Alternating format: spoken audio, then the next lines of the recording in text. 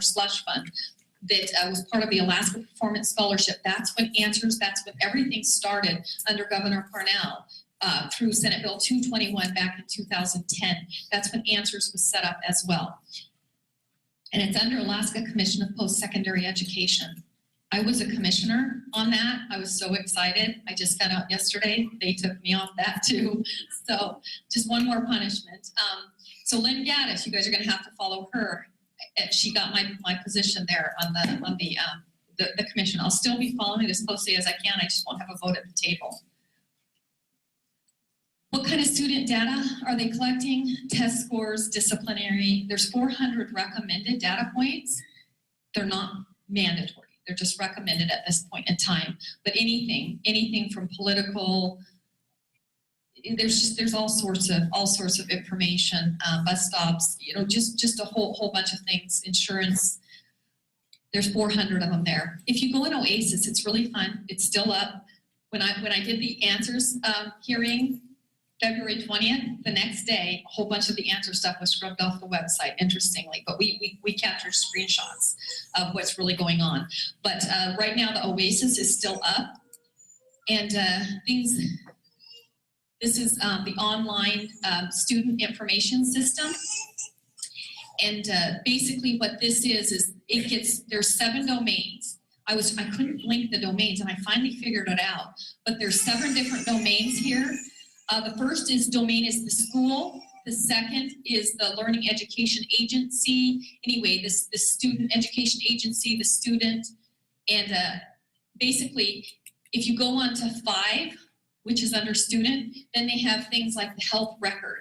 So even the health records, and don't think it's just the students, they're doing the staff too, and the teachers. So it's a massive, they don't want a single person to be invisible. It's on everybody. When I had the hearing with Diane Behrens of Answers, it was a pretty intense hearing when I was vice chair of education, which I still can go to all these meetings.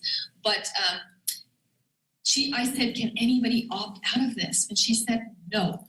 Nobody can opt out of Answers, even if you're homeschooling, no matter what. And the scary part is they're linking it all back to our permanent fund dividend.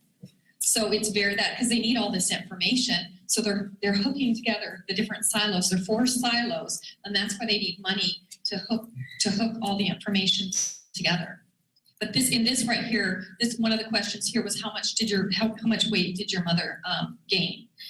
Just ridiculous questions. I mean, whose business is that the government, when they were pregnant? It's just ridiculous data. But you can go in and verify all this information. You guys, it's your responsibility. I always say, verify before you trust. Instead of trust, then verify. Verify to see if people got Gates money, because they talk a totally different talk if they're getting Gates money. So you'll find this is a non-political issue. You'll find conservatives for it. You'll find liberals against it. It's across. But usually what I found is the link for people pushing Common Core, they're either getting a federal grant, they're getting Gates money. So see first, ask if there's any money or anything involved. Okay, the new accountability measures. This is teachers. How many teachers? We have teachers, even if you're a mom in here. Thank you so much. I love teachers. Okay, thank you. What is concerning, we don't know if they can treat a homeschool mom the same as a mom if it's in a public school. We don't know that, or dad, whoever's teaching the child. But for right now, it looks like the independent homeschools are free, and as we can tell right now, they're not evaluating homeschool moms, but they are evaluating public. It is tied to their evaluation. So 20% in 2015-16 of their evaluation is coming from these assessments, these adaptive assessments that we know very little about. In 2016-17, 35%. And in 2017-18, it's 50%.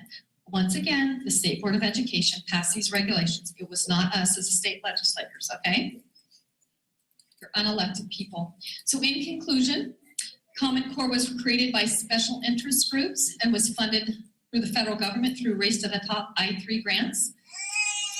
He's going to go over the legalities. They are the same virtually as the Alaska standards are the Common Core. We are creating a data system to track pre-K all the way through K and the workforce.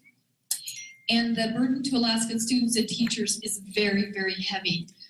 The reason I'm involved is to empower you I want state sovereignty and I want local control, and we want to know what you want education to look like. It's about you, it's about your children, it's about our future. Right now it is a war for the minds of our youth right now, and that's exactly why we're involved.